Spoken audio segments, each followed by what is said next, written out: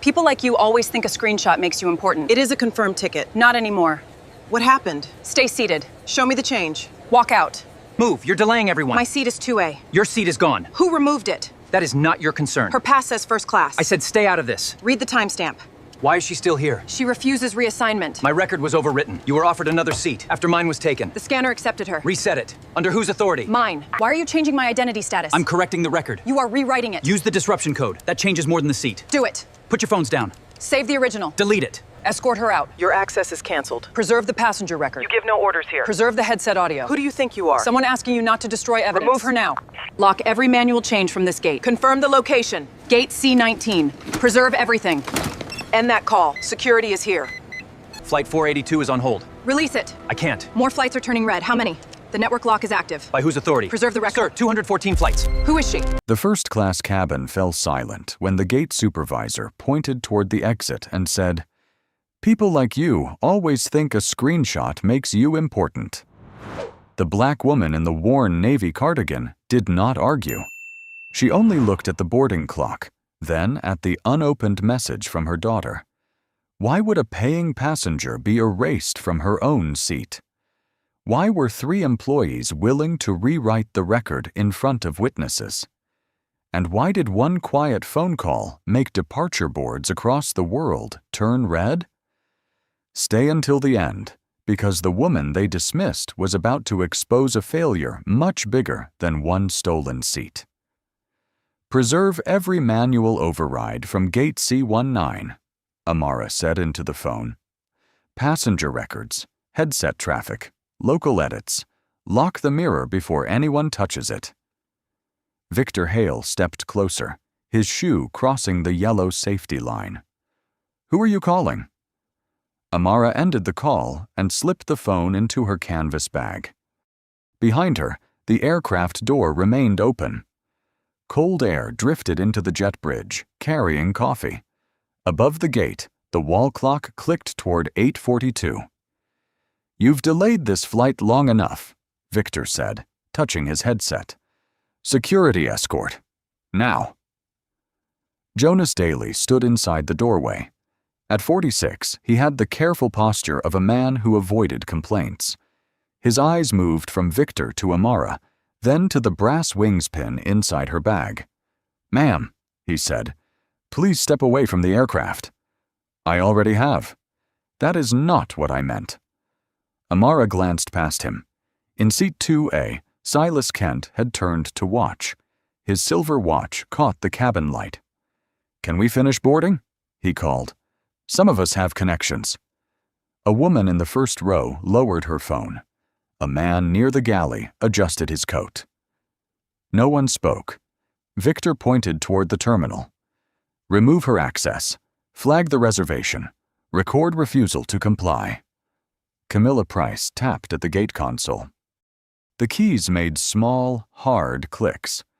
"Her status is pending review." "Use the disruption code," Victor said. Amara watched the screen. "Which version?" Camilla stopped typing. "You don't question internal procedure," Victor said. "I asked which version." The clock ticked. Below the glass, a baggage cart beeped in reverse. Camilla looked at Victor. "Current version," he said. "There are 3 current versions," Amara replied. "That is the problem." Jonas straightened. Silas's smile vanished. A tone chimed above the desk, then another. Camilla looked down. "Flight 482 just moved to operational hold." Victor leaned over the counter. "Release it." "I can't." "Override it." "The field is locked." Across the concourse, one line on the departure board changed from "on time" to "delayed" in red. A child rolled a suitcase past. A second line changed 3 seconds later. Victor pressed his headset.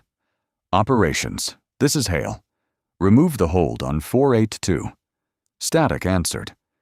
Then a voice said, "All local departure authority is suspended pending network review."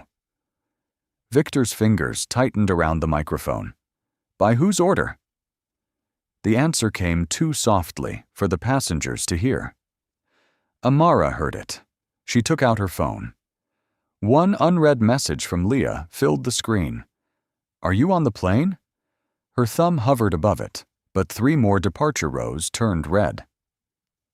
Jonas stepped into the jet bridge.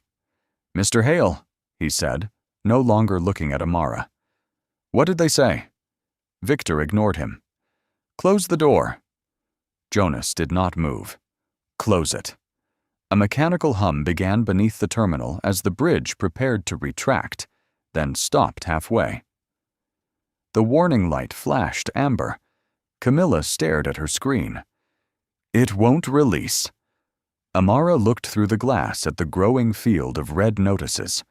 An announcement asked passengers to remain near their gates while the airline reviewed a system issue. Then the phone in Victor's hand rang. 6 hours earlier, Amara woke before the alarm and listened to rain tap the fire escape. On the chair lay a navy cardigan, a canvas bag, and the old leather portfolio she had not carried in years. Her phone showed 4:56 a.m. and one message from Leah. "The gallery opens at 7. I saved you a seat." Amara read it twice. Then she crossed the cold floor, filled the kettle, and stood with both hands on the counter while it began to hiss. "You said that last time," she told the empty kitchen. A framed photograph rested near the sugar bowl. Her father, Elijah, wore a cargo apron and held brass airline wings between grease-darkened fingers. He had spent 32 years loading bags beneath aircraft he could never afford to board. Amara turned the photograph toward her. "I know." The kettle clicked off. She poured coffee, opened the portfolio, and removed Leah's invitation. Inside, in Leah's narrow handwriting, were the words, "I'll leave one seat for you, but I can't wait all night." Her thumb stopped over the final sentence. Her phone rang. Lionel Grant's name appeared. "You're awake," he said. "So are you. We can move the Lisbon review to video. The hub team knows you're coming?" "No." A pause. "Amara, I want to see the operation without a reception line. You also have a board call at noon." "I moved it." "And the safety briefing?" "Priya has it." Lionel exhaled. "This trip is not really about the airline, is it?" Amara folded the invitation along its crease. "It is about arriving." She ended the call. Upstairs, she dressed without jewelry. The cardigan smelled of cedar. She slipped the invitation into the portfolio, then opened a wooden box. The brass wings lay on black felt, one edge worn smooth by her father's thumb. She pinned them inside the canvas bag, hidden beneath the flap. "You always said the passenger sees the truth first," she whispered. At 5:38, the car service sent a notification. "Driver waiting." Amara canceled it. Outside, rain silvered the pavement. She walked 2 blocks to the train, pulling the bag close beneath her coat. A bakery vent released warm air that smelled of cinnamon. Her shoes clicked over wet tile as the first airport train arrived with a metallic groan. An older man across the aisle noticed the portfolio. "Going somewhere important?" "My daughter has an exhibition." "You sound proud." "I am." "Then why do you look like you're preparing for an audit?" Amara almost smiled. "Habit." The train rose above the sleeping streets. Office windows flickered on.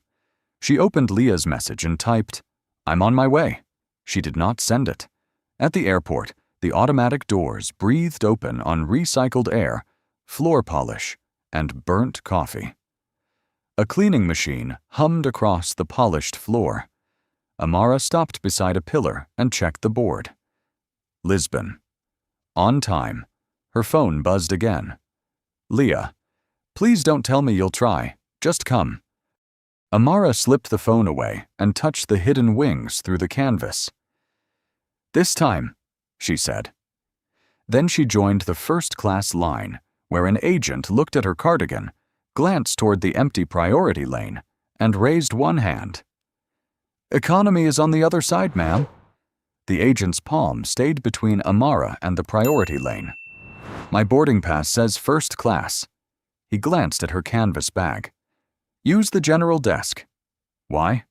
This line is for confirmed premium passengers. Seat 2A glowed beneath her name, but he did not take the phone. General desk, ma'am. A man with a gold luggage tag cleared his throat behind her. The agent stepped aside. Good morning, sir. The terminal smelled of burnt coffee and wet wool. Suitcase wheels rattled over tile. At the help desk, 12 passengers waited beneath a flickering sign. One employee served them, while 2 others talked behind a half-closed door. Near the wall, an elderly black man sat beside an empty wheelchair, rubbing its cracked rubber handle with his palm. Have they called anyone for you? Amara asked. He shook his head. My gait changed twice. I can walk some, but not that far. A folded school newsletter showed the name Owen Brooks. Amara approached the desk. He needs mobility assistance. The employee kept typing. It's been requested. When? Recently. Owen gave a dry laugh. 27 minutes ago. A woman in a tailored gray uniform emerged from the side office. Her badge read, Camilla Price. 35, pressed sleeves, silver pen aligned with her pocket seam. Is there a problem? Camilla asked. He needs an attendant. Sir, someone will come when available. The chair is here, Owen replied. It's the person pushing it who's missing. And you are? Camilla asked Amara. A passenger. Then let staff handle operations. The automatic doors opened, pushing cold air across the floor. Owen's fingers tightened around the handle. Amara pulled the chair closer and locked the brakes. At least let him sit. That chair is assigned inventory. So assign it. Camilla studied her face instead of her clothes. Which cabin? First. Camilla's mouth shifted. Of course. A tall man crossed the concourse with 2 managers behind him. Victor Hale, 53, wore polished cufflinks. He tapped the departure monitor. 3 minutes recovered on Denver. Keep that number green. Camilla straightened. Mr. Hale, we have a verification issue. Victor glanced at Amara, then Owen. Move assistance cases away from the premium entrance. A board group is arriving. My gate is through there, Owen said. Someone will route you. No one has. Victor checked his watch. Then someone will. Amara heard his cufflink click against the screen. Do your metrics include how long he waits? Victor lifted his head. Excuse me? You heard me. Camilla stepped between them. Mr. Hale is the hub director. That was not my question. A coffee grinder shrieked. Victor smiled without warmth. We serve 60,000 travelers a day. We cannot redesign operations around every complaint. Owen stopped rubbing the wheelchair handle. Amara noticed first. Victor turned to Camilla. Keep Flight 482 on time. No exceptions. He walked away. Camilla took Amara's phone and scanned the pass. Seat 2A. Yes. Her fingers moved across the keyboard. Blue light flattened her expression. That's strange, she said. What is? Camilla looked toward Victor, then returned the phone. Your seat no longer exists. Seats don't disappear, Amara said. Camilla turned the monitor away. This one did. Show me the changelog. I'm not authorized to share internal screens. You were authorized to alter the reservation? I didn't say I altered anything. Owen stayed beside the wheelchair, close enough to hear. The fluorescent panel buzzed. Rainwater shone on the tile behind the glass doors. Amara opened her email. Ticket issued September 23rd. First class. Seat 2A. Paid in full. Camilla barely looked. The system says pending assignment. The system changed at 6:12 this morning. Camilla's fingers stopped. How do you know that? The timestamp is in the confirmation history. A printer coughed out a baggage slip nearby. Camilla placed a blank sheet over part of her screen. Your options are seat 38F or tomorrow's departure. Tomorrow is not an option. Then 38F. Beside the rear lavatory? It is the only seat left. Amara checked the clock. 6:47 a.m. Leah's gallery would open in 12 hours. Call technical support. There is no technical issue. Then call a supervisor. I am the supervisor. Call the person above you. Camilla crossed her arms. You are holding up the line. Behind Amara, a businessman muttered, Just take the seat. Owen turned. Would you? The man stared at his phone. Camilla lowered her voice. People make booking mistakes. Screenshots are not contracts. This is not a screenshot. It could be edited. Amara placed the phone flat on the counter. Green letters reflected across Camilla's badge. Seat 2. Atta confirmed. Scan it again. Camilla did. The scanner chirped. Her monitor flashed amber. For 1 second, the reservation appeared. 2A, confirmed. Priority cleared. Then it vanished. Camilla pulled her hand back. What did you press? Amara asked. Nothing. Who has 2A now? That information is private. So is mine, yet someone changed it. Victor's voice came from behind them. What is taking so long? Camilla straightened. Duplicate assignment. It is not duplicate, Amara said. My record was overwritten. Victor looked at the phone, then at her cardigan. We have a high-value customer arriving. Resolve it. I offered economy, Camilla said. Then we're done. Amara folded the receipt along its creases. Who is the customer? Victor smiled. Someone who understands premium service requires flexibility. Whose flexibility? The waiting area quieted. Even the coffee grinder stopped. Victor leaned closer, cufflinks flashing.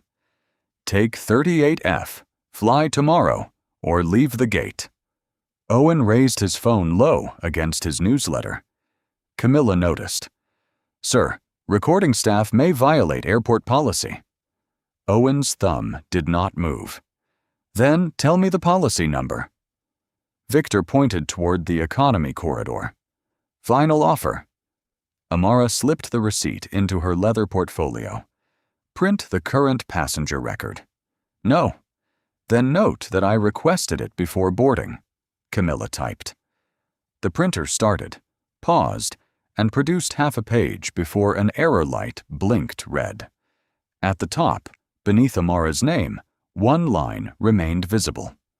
Manual priority reset. 0612. Camilla tore the page free too quickly, but Owen's phone had already captured it. Owen lowered his phone but kept recording. Camilla folded the torn printout beneath the keyboard. You photographed internal data. I photographed a page with her name on it. Victor reached across the counter. Delete it. No. Interfering with operations can affect your travel, Victor said. So can waiting 40 minutes for a wheelchair. You have two problems now. We have one, a passenger refusing an accommodation. Taking what she paid for is not an accommodation, Owen said. Camilla clicked her pen. Mr. Brooks, this does not concern you. It began concerning me when everyone decided not to look. Anyone delaying this gate may be included in the report. A woman lowered her phone. Another passenger turned away. The silence weighed more than the announcements overhead. Amara held her receipt beside the confirmation on her screen. Read the passenger name. Camilla looked away. Read the seat. Ma'am. Read it. Victor stepped between them. You don't give instructions here. No, I ask precise questions. And I decide when they stop. The boarding chime sounded. Camilla opened the lane, forcing passengers around Amara like misplaced luggage. Damp coats brushed her sleeve. Wet wool thickened the air. Silas Kent arrived with a narrow leather case.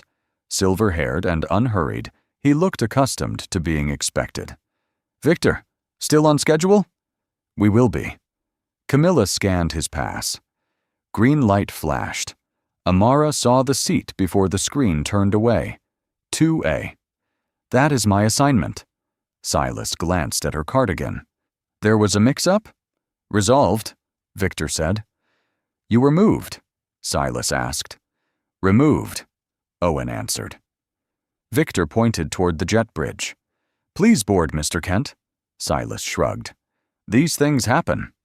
"Only to the person expected to accept them," Amara said. He smiled faintly. "First class requires flexibility. Then take 38F. The nearest passengers went still. Silas's smile vanished. Camilla reached for the desk phone. "Should I mark her disruptive?" "Mark refusal to comply." Amara watched the cursor blink. "On what basis?" "You are obstructing boarding." "I am standing where you placed me." "You raised your voice." Owen lifted his phone. "She didn't." Camilla's fingers hovered. "Enter it," Victor said. The keys began clicking. "Add that I requested the changelog," Amara said. "Add that the record showed a manual priority reset. Add that a witness captured it before you concealed the page." Camilla's pen stopped. "That is commentary," Victor said.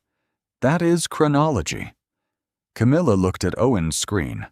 Color drained from her face. Jonas appeared at the aircraft door. "I need final cabin confirmation." Victor pointed at Amara. "Board her in 38F or remove her." Jonas looked at her confirmed seat, then at Silas disappearing down the jet bridge. "What happened to 2A?" "No operational concern."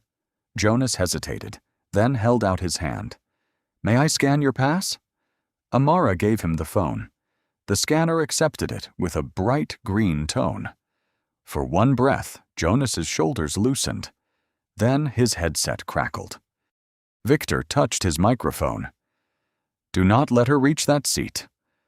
Jonas's hand stayed beneath Amara's phone. "What was that instruction?" she asked. His jaw tightened. "Your pass is valid." "That wasn't my question." The headset crackled. Victor's voice came through. "Daly, clear the aisle." Jonas returned the phone. "Please come with me." Amara stepped into the jet bridge. Cold air curled around her ankles. Behind her, Camilla resumed boarding.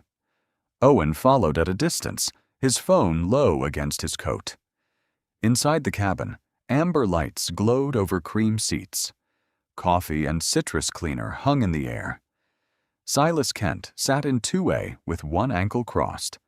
A white service card on the side table read, "Amara Reed." She stopped. Silas picked it up. "They misspelled something?" "That card is mine." He checked the name. "So it is." Jonas reached for it. "Mr. Kent, I'll remove that." Silas held it away. "Why did my seat come with another passenger's profile?" Victor entered the cabin. "The catering list didn't refresh. Give it to him." Amara nodded toward the galley screen. "It refreshes from the passenger manifest." Jonas glanced at Victor. "Seat assignments change every day," Victor said. "Identity records should not." A woman across the aisle raised her phone, then lowered it. The open door framed Camilla at the gate desk. Silas leaned back. "I was told this seat had been released." "By whom?" Amara asked. Victor answered. "Irrelevant." "It became relevant when her name stayed attached to me," Silas said. Jonas set the card on the galley counter. "Mr. Hale, I need a clean manifest before door closure." "You have one." The scanner accepted her for this cabin. "Rescan." "A second scan won't change the first." Victor stepped closer. "Are you refusing an instruction?" The ventilation fan hummed. Jonas rubbed the edge of his badge. "No, I'm asking for verification. Verification completed. Amara opened her portfolio. Then, print it. Victor gave a short laugh. You think paperwork makes you important? No, it makes alterations visible. Silas tapped the card against his knee. I have a meeting in Lisbon. I'm not leaving. I didn't ask you to, Amara said. I asked how you got my seat. I was upgraded. At 6:12? His tapping stopped. Jonas turned toward Victor. Was that the manual reset? Victor's face hardened. Escort her out. Jonas did not move. Now. He faced Amara. Ma'am, step back into the jet bridge. Do you believe my pass is invalid? His answer took too long. Amara nodded and turned. The canvas bag slipped from her shoulder and struck the seat frame. The brass wings pin came loose, skittering across the carpet until it stopped beneath Silas's polished shoe. He looked down. Amara crouched, but Silas bent first. He picked up the pin. The worn metal caught the cabin light. My father wore those below the wing for 32 years, she said. Silas studied its scratches, then shifted his foot away from 2A. Jonas reached for the pin, but Victor's headset burst with static. Close the door, Victor ordered. Amara held out her hand. Silas placed the wings in her palm. Then he looked at Victor. Before you close anything, I want to see whose name is actually on this flight. Silas held the brass wings pin in 2 fingers. Whose name is on the manifest? Yours, Victor said. Jonas tapped the galley screen. It shows Kent in 2A. And the service card? Silas asked. Old data. Amara slipped the pin into her bag. Then why did my scanner clear me for this cabin? The system hasn't refreshed. Jonas scrolled.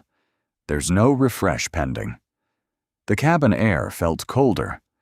Overhead bins clicked shut as passengers stopped pretending not to listen. Victor touched his headset. Gate, prepare a removal report. Camilla answered through static. Which code? Disruptive conduct. Owen appeared at the end of the jet bridge, phone raised. I recorded everything. You are not authorized to board, Victor said. I'm witnessing. Jonas lowered his hand. Mr. Hale, I can't close the door with a disputed identity record. You can, and you will. Silas set Amara's service card on the armrest. I'm staying in the seat, but someone changed more than a number. Victor's cufflink struck the doorframe with a ring. Clear the bridge. 2 security officers appeared behind Camilla. The older woman checked the tablet. What happened? Passenger refused reassignment, Camilla said. Was it documented? Camilla looked at Victor. Remove her, he said. The officer faced Amara. Will you come voluntarily? Yes. Note that I requested preservation of the manifest, changelog, and headset audio. Victor laughed. You don't control company records. Amara stepped onto the bridge. I know who does. Jonas looked up, but Victor said, Add implied threat. It wasn't a threat, Owen replied. Camilla typed as they entered the terminal. A service cart squealed behind them. At 8:07, the aircraft door closed. In a narrow corridor, Victor dictated over Camilla's shoulder. Passenger became confrontational after denial of upgrade. She had a confirmed ticket, Owen said. Raised voice, obstructed boarding, refused staff direction. She never raised her voice, Jonas said from the doorway. Victor turned. Return to your aircraft. I need the signed incident copy. You need to depart. Jonas stayed. Camilla's fingers hovered. Do I include the manual reset? No. Amara watched the words disappear beneath Camilla's thumb. Save before submitting, she said. Why? So the original timestamp exists. Victor pressed submit himself. A red banner appeared. Passenger access suspended pending review. Amara's boarding pass vanished from her phone. Then the Lisbon connection disappeared. A baggage alert followed. Item loaded. My portfolio is still on that aircraft. It will be returned after departure, Victor said. It cannot be replaced. You should have complied. Through frosted glass, the jet bridge began to retract. Amara's phone lit with Leah's name. She answered, but the corridor speaker drowned the first words in static. Mom? Are you on board? Amara watched the gap widen between terminal and aircraft. No. Distant music drifted through Leah's phone. You said you were coming. I know. The call ended before Amara could explain. Camilla placed the tablet face down. One line remained visible beneath its case. Local override history. Available for 23 minutes. The warning remained on the tablet for 3 seconds before Camilla covered it with her palm. 23 minutes, Amara said. Camilla looked up. What? The local override history. That is how long before the cash purchase. Victor took the tablet. You are done reading internal screens. He faced the security officers. Escort her to the holding area. The older officer frowned. She agreed to leave. She is still interfering. Amara moved when the officer gestured toward a metal bench beneath a vent. Cold air pressed through her cardigan. The corridor smelled of coffee and rubber. Owen sat at the far end, cane between his knees. They brought the wheelchair, he said, after the plane pushed back. Camilla stood by the desk, tearing the half-printed report into strips. Don't destroy that, Amara said. It's scrap. It has a timestamp. Victor stepped between them. You are no longer a passenger on this flight. That does not erase the record. His phone rang. He declined it. Amara's phone vibrated. A voice message from Leah appeared. She put in one earbud. Gallery music. Scraping chairs. Then her daughter's voice filled the speaker. The doors are open. I kept the seat. I don't know why. Applause followed. Amara closed her eyes. She saw an empty chair beneath white gallery lights. Then Leah added, I can't keep making room for someone who arrives after everything is over.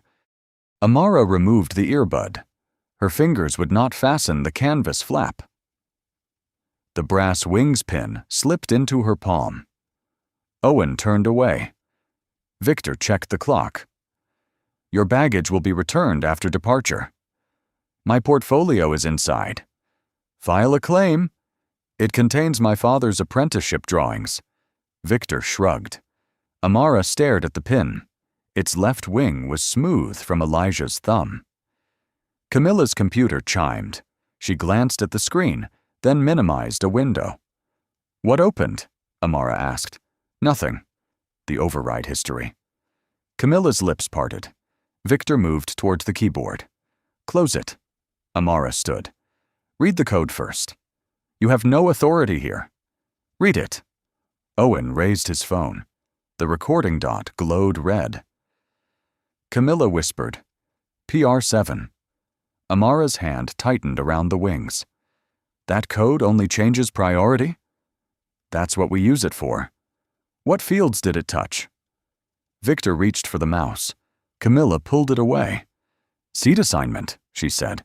Cabin class. Service profile. And identity status? Camilla scrolled. Her face changed. Jonas appeared at the corridor entrance. The captain rejected door closure. The manifest count doesn't match the scans. Victor stiffened. Go back. We have one boarded identity attached to 2 service records. The vent rattled above them. Amara placed the brass wings on the bench, took out her phone, and dialed from memory. A woman answered on the second ring. Safety operations. Priya, it's Amara. Victor looked at her. Amara kept her eyes on Camilla's screen. Lock every record connected to PR7. Start with Port Alder. Priya Sen's voice sharpened. What happened? The countdown beside the cash dropped from 18 minutes to 17.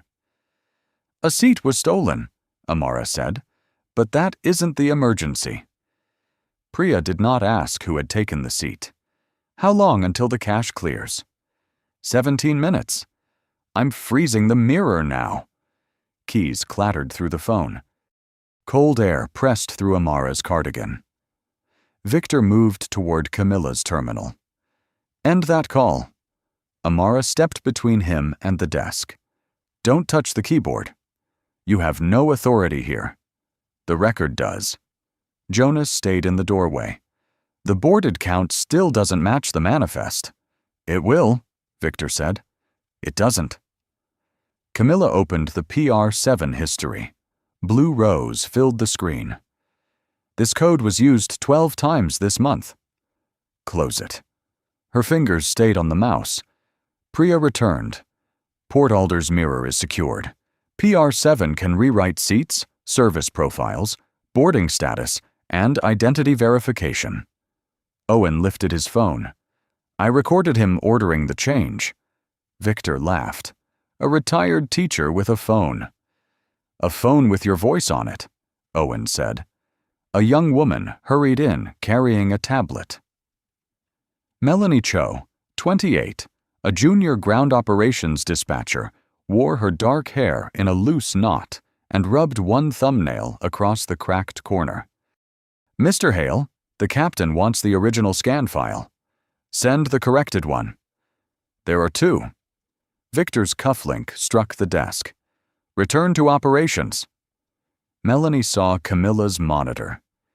Is that PR7? You've seen it? Amara asked. It's appearing at other stations. She connected her tablet. A route map opened, yellow markers spreading over North America and Europe. How many? Priya asked. 31 stations. That permission was never approved for general use, Priya said. Victor reached for the cable. Camilla pulled the terminal closer. The printer tray hit the wall. Don't, she said. Everyone turned. You work for me, Victor replied. Camilla glanced at the torn report. I work for the airline. You think there's a difference? There should be. The countdown showed 12 minutes. Melanie opened an audit pane. One username repeated beside dozens of edits. VHALE-OPS. That login is shared, Victor said. No, you made us request your token. Close the file. Instead, she pressed Copy to Safety Vault. The progress wheel turned. Victor stepped forward, but the older security officer blocked him. Stay away from the equipment. The printer fan whirred. Faint gallery music leaked from Leah's unanswered message. The copy reached 100%. Priya exhaled. I have the trail. Melanie's map refreshed. More yellow markers appeared. 24 uses in 72 hours, she said. Some changed records after passengers scanned. Jonas lowered his headset. Then crews may have manifests that don't match their cabins. Priya typed again. I'm calculating the next departure bank. Victor shook his head. This is a local service error. No, Amara said. A local error stops at one gate. Numbers climbed on Melanie's screen. 86, 143, 186. Then they stopped. Priya's voice came through clearly. 214 flights are tied to records touched by PR7. Camilla stared at the map. Owen's phone captured her whisper. What happens now? Priya answered. Now I need authorization from the chair. Amara kept the phone at her ear. Authorization requires the chair's phrase, Priya said. Voice confirmation and date. Victor laughed. You expect us to believe she can order a network hold? Amara checked the clock. 8:31 a.m. October 17th, 2026. Elijah's hands never left the wing. Only distant keys answered. Identity confirmed, Priya said. Chair authorization accepted. Camilla's lips parted. Melanie stopped rubbing her tablet. Jonas stared. Victor shook his head. That phrase could have been stolen. Lionel Grant's voice came through the speaker. It wasn't. A video window opened on Melanie's screen. Lionel stood inside operations. Good morning, Amara. Safety needs your decision. Victor stepped back. Mr. Grant? Chairwoman Reed, 214 departures are linked to altered records. Owen lowered his recording hand. Amara studied the route map. Yellow markers pulsed across 3 continents. Leah's unread message sat above the call banner. How long to verify them? 45 minutes minimum, Priya said. Longer where logs were edited. And if they depart? We cannot prove which manifest reached each crew. Victor moved closer. A hold will strand thousands. The press will call it chaos. How many are airborne? None, Priya said. Not yet. The wall clock clicked once. Place all 214 on safety hold, Amara said. No pushback until identity, load, and scan records match. Preserve audio and devices. Notify regulators. Begin passenger compensation now. Lionel nodded. Executing. Victor touched his headset. You cannot cripple this hub over one seat. This stopped being about my seat when your code changed identity status. The first departure row turned red. Then another. A chime moved through the terminal as delayed replaced on time. Announcements overlapped in 3 languages. Suitcase wheels stopped. The coffee grinder cut off mid-burst. Camilla gripped the desk. All of them? Melanie refreshed the map. Yellow markers became red circles. Port Alder, Montreal, Dublin, Lisbon, she whispered. They're holding. Jonas removed his headset. Victor's phone rang. He ignored operations control.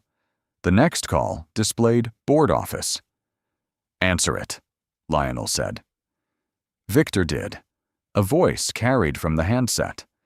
Mr. Hale, surrender local departure authority and preserve every device under your control. There has been a misunderstanding, Victor said. No, Amara replied. There has been a record. The older security officer stepped beside him. Camilla looked from Amara's cardigan to the brass wings. Who are you? Lionel answered. Amara Reed founded Aurelia Meridian Air. She is its majority owner and chair of the board. The ventilation rattled. Beyond the glass, aircraft remained motionless beneath gray rain. Silas appeared carrying Amara's leather portfolio. They cleared the cabin, he said. This was under the seat. Amara took it. The leather was warm from his grip. Her phone vibrated. Leah. The seat is still here. Amara read the words and faced the red departure board. Priya, start with the passengers who have no idea why they are waiting. On Melanie's screen, a folder opened. Preserved incident record. Gate C19. Nobody leaves with a device, Amara said. The security officer closed the corridor doors while Melanie disconnected the gate terminal. Fans hummed inside the console. Rain traced lines down the glass. Victor lifted his phone. I need counsel. You may call counsel. You may not erase evidence. Camilla stood beside the printer, torn strips of her report in the tray. What happens to us? First, we find out what happened to the passengers. Lionel entered from the concourse. Kendra Moss is coming, independent counsel. Jonas placed his headset on the desk. The order came through this. Victor turned. You followed it. I did. Jonas swallowed. That does not make it correct. Owen set his phone beside the headset. Mine has the gate audio. Silas added the service card marked with Amara's name. This was waiting at my seat. The objects formed a line. Phone, headset, card, report, brass wings. Kendra arrived 11 minutes later. She wore a rain-speckled charcoal coat. No summaries, she said. Show me originals. Melanie opened the preserved mirror. PR7 edits began here, then spread through the network. Who had credentials? Victor answered first. Operations staff. Melanie selected the access history. Each edit required his token. That token was shared. Name who used it. Victor's mouth opened, then closed. Kendra faced Camilla. Your report says the passenger shouted, blocked the lane, and refused reassignment. Camilla pinched her badge. That is what I entered. Is it what happened? Victor said. She was disruptive. Kendra pressed play on Owen's recording. Camilla's own voice filled the room. Screenshots are not contracts. Then Victor's. Mark refusal to comply. On the recording, Amara answered. On what basis? Camilla stared at the table. Her recorded voice rose above the ventilation and announcements. When the clip ended, no one moved. Kendra slid the report toward her. Read the first sentence. Camilla tried, but no sound came. Did she raise her voice? No. Did she refuse to move? No. Did you see the confirmed seat? Camilla looked at the torn paper. Yes. Victor shoved back his chair. Metal scraped tile. She followed direction. Amara turned to him. That sentence has protected you for a long time. Kendra raised one hand. Let the record develop. Amara sat back. Jonas leaned toward the recorder. I knew the scanner cleared her. I still asked her to leave. Why? He looked at Victor. Keeping the door on time mattered more than asking another question. Owen spoke from the wall. And the rest of us watched. You recorded, Amara said, after I let them speak to you that way. She touched the brass wings. Then tell the truth before someone else has to stand there. Melanie rotated her screen. There's more. The local audit folder was scheduled for deletion at 8:48. Kendra checked the clock. 8:46. Automatic? Melanie shook her head. A manual task from Mr. Hale's account. Even Victor stopped moving. Preserve the command, Kendra said. As Melanie copied it, another folder appeared beneath the Gate C19 record. Complaint Reclassification Archive. The file count loaded slowly. 63. Open the first one, Kendra said. Melanie clicked. A complaint dated 14 months earlier filled the screen. A nurse moved from premium class after boarding, then labeled combative when she asked for the changelog. Next, Amara said. A veteran lost his connection after refusing a downgrade. A widow traveling with her husband's ashes was removed from a lounge and marked disruptive. Each file carried the same gray stamp. Service misunderstanding. By noon, 63 slim folders covered the hearing table above the terminal. Their paper edges formed a white wall in front of Victor. Ruth Bennett arrived alone.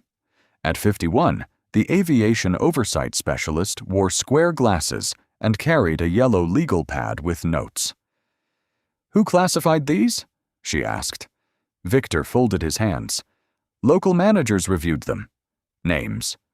Kendra, this is becoming theatrical. Ruth did not look at him. Names. Camilla slid a roster across the table. Her badge was gone, leaving 2 pinholes in her jacket. Ruth tapped one complaint. Passenger says her seat was reassigned. Video unavailable. Audio unavailable. Audit trail unavailable. Why? Retention limits, Victor said. Melanie answered from the wall.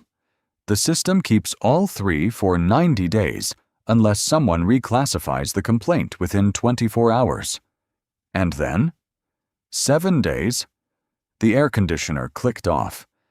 The room filled with the smell of wet carpet and burnt coffee. Victor leaned toward Amara. This is a personal grievance dressed as governance. You lost a seat. Now thousands of passengers are paying for your anger. Amara turned one folder toward him. Read the passenger's name. He did not. Read it. Mrs. Elena Ruiz. What seat did she lose? Why does that matter? It mattered to her. Victor pushed the folder back. You are the owner. You can make any point you want. Mrs. Ruiz could not call the chair. Neither could the nurse, the veteran, or the widow. Answer for them. Ruth wrote one line. Kendra played Owen's recording, then Jonas's headset archive. Victor's voice filled the room. Use the disruption code. Another clip followed. Keep the number green. Jonas stared at the floor. Camilla worried a loose thread at her cuff. Ruth asked, Were bonuses tied to departure time? Yes, Lionel said. And premium customer scores? Yes. Complaint accuracy? No. A folder slipped from the stack and landed open near Victor's shoe. Inside was a photograph of an empty wheelchair beside gate C4. Owen recognized it first. That was mine. His complaint had been filed 3 months earlier under another flight number. The final note read, Passenger declined assistance. Owen's hand tightened around his cane. I waited 52 minutes. Camilla whispered, I signed that closure. Victor said, You were following policy. She looked at him. No, I was protecting your numbers. Ruth divided the files into 3 stacks. Altered records, false conduct reports, denied assistance. This is no longer a service review, she said. It is a systems investigation. Outside the glass wall, delayed passengers crowded beneath red boards. Melanie's tablet chimed. A message from the regulator appeared. Formal preservation order issued. The preservation order arrived with a chime, but no one touched the screen. Ruth capped her pen. Local management loses access to complaint archives and manifest overrides. Victor laughed. You cannot suspend a hub on a preliminary review. Lionel slid a document across the table. The board can suspend 1 director. Victor read the first line. His fingers missed the button on his jacket twice. You're removing me? Pending termination, Lionel said, for altering records, pressuring staff, and burying complaints. Victor looked at Amara. This is what you wanted. She turned Mrs. Ruiz's folder so the passenger's photograph faced him. I wanted you to answer her. He shoved back his chair. Metal scraped tile. The security officer waited until Victor placed his phone, access card, and token on the table, then escorted him into the corridor. His cufflink caught the fluorescent light once before the door closed. Camilla remained standing. 2 pinholes marked where her badge had been. Kendra opened another envelope. You are suspended from passenger-facing duties. Access revoked. Continued employment depends on cooperation, retraining, and independent certification. Camilla swallowed. Why not fire me? Because a quiet dismissal would hide what you did, Amara said. Camilla stared at the false report. He told me to call you aggressive. You saw the confirmed seat. Yes. And typed it anyway. Camilla pressed both palms to the table. Yes. The word barely crossed the room. Jonas sat with his headset coiled before him. Ruth read his decision. Unpaid suspension, safety review, and mandatory testimony and crew training.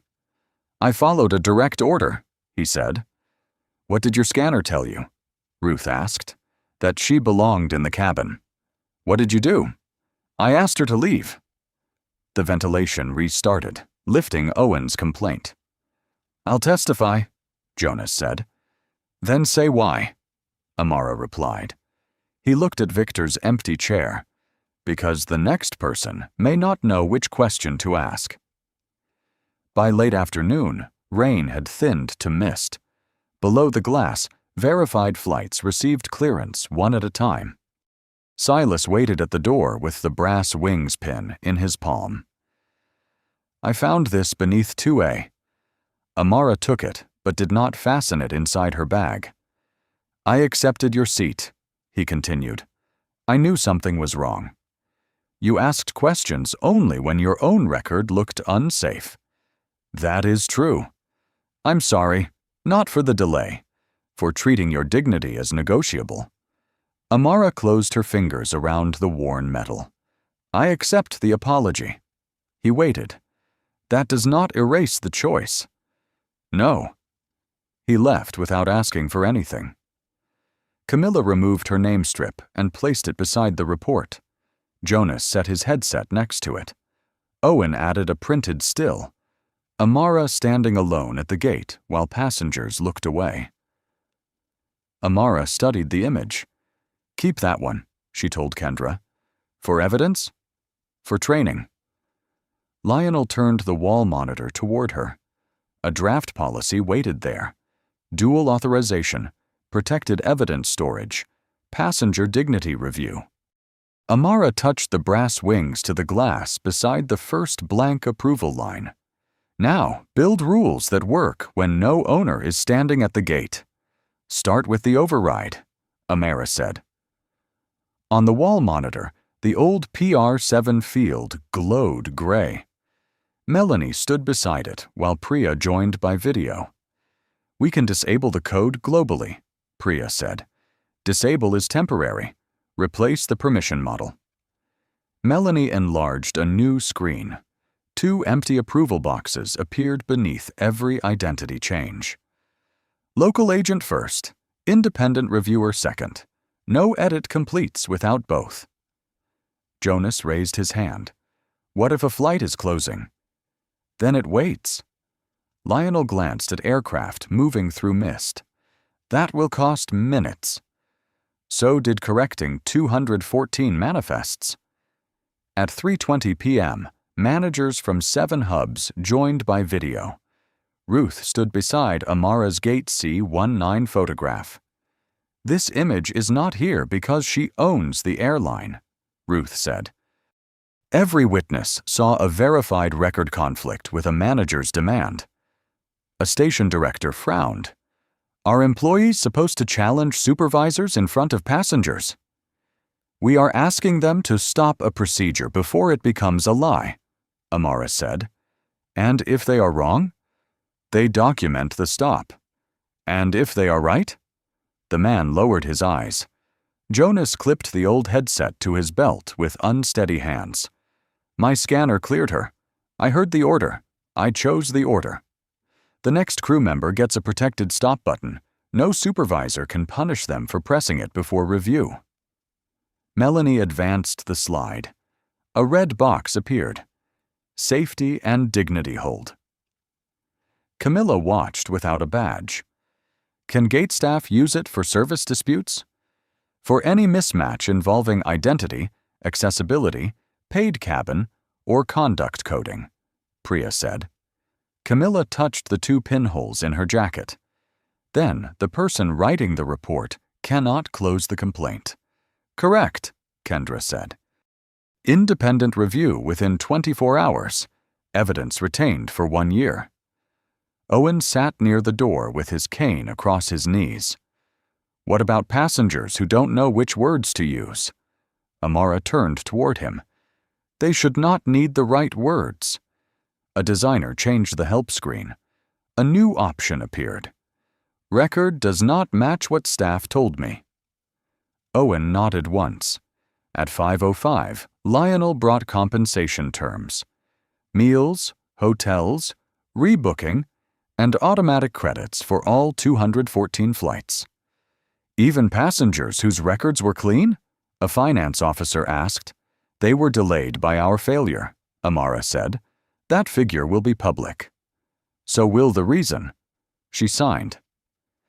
Near sunset, the first test ran at Gate C-19. Melanie entered a sample identity correction. The first approval box filled with her initials. The second remained blank. The system refused to move. Jonas exhaled. "Good." Outside, rainwater glowed copper beneath runway lights. The printer released a clean audit page, each action marked with a name, time, and reason. Camilla lifted it by the edges. "No hidden overwrite," she said. "No private deletion," Melanie added. Amara checked her phone. Leah's message still waited. "The seat is still here." Lionel noticed. "There's a verified Lisbon departure at 6:40. Amara looked at the new fields, then at the brass wings beside her portfolio. "Book one seat," she said, "and let the record show exactly who is coming." At 7:18 the next morning, Amara stood outside a locked Lisbon gallery while a street sweeper pushed rainwater toward the curb. Her cardigan smelled of aircraft coffee. The brass wings rested in her pocket. A light came on behind the glass. Leah opened the door, but did not smile. "The exhibition ended 9 hours ago." "I know. You always know after." Amara entered. Most folding chairs had been stacked, but one remained in the front row, its fabric creased where someone had waited. Leah folded her arms. "Did the airline need you more than I did?" "A system changed passenger identities without proper review. I stopped the flights." "That sounds important." It was. "And this?" Amara looked at the empty chair. This was important too. Leah said nothing. "I won't ask you to pretend the reason erased the absence," Amara said. It didn't. Outside, a truck rattled over the stones. Amara removed the brass wings and placed them on the chair. "Granddad's?" "He wore them for 32 years. Yesterday they reminded me why I stayed. Today, they remind me what staying cost." Leah touched the worn edge. Then she unfolded a second chair and set it beside the first. "Sit down," she said. "I'll show you the work." 3 weeks later, Victor Hale's termination became final after investigators confirmed record manipulation, concealed complaints, and pressure on employees. He appealed, but the preserved audio and deletion order remained in the file. Camilla Price entered a 6-month certification program away from passenger service. During her first session, she stood beneath the photograph from Gate C19. "That report was mine," she told the room. "The facts were not." Jonas returned after suspension as part of a new safety training team. He began each class by placing his old headset on the desk. "If the scanner and the supervisor disagree," he said, "stop the door." Melanie accepted a permanent role in the independent audit unit. Owen received the mobility review he had requested months earlier, then declined the airline's offer to remove his recording from training. "Leave the silence in," he said. "That's the part people recognize." By January, every identity or cabin status change required 2 approvals. Conduct reports could not be closed by the employee who wrote them. Evidence remained locked for a year, and compensation began automatically when a company failure caused a network hold. The public report listed 63 mishandled complaints and all 214 delayed flights. It did not describe Amara as a victim or Victor as a monster. It showed names, timestamps, decisions, and consequences. At the first board review, Lionel pointed to improved departure figures. "We lost fewer minutes than expected." Amara closed the report. "Then we were measuring the wrong thing before."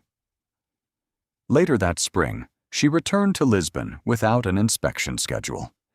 Leah met her at the airport wearing the brass wings on a thin chain. "You came early," Leah said. 40 minutes. That may be a family record." They laughed softly. In the gallery's new room, 2 chairs waited near the window. One held Amara's canvas bag.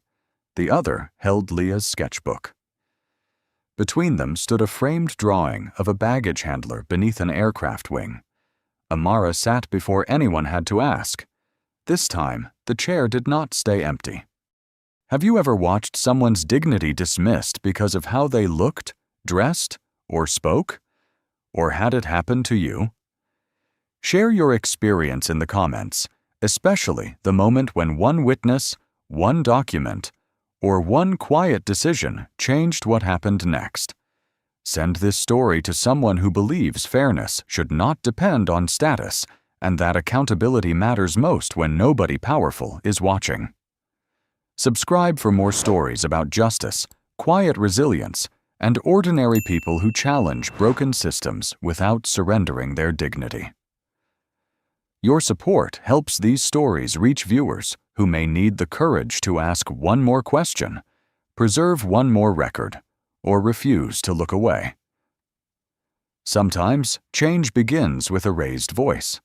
Sometimes it begins with one person calmly saying, "Check the record again."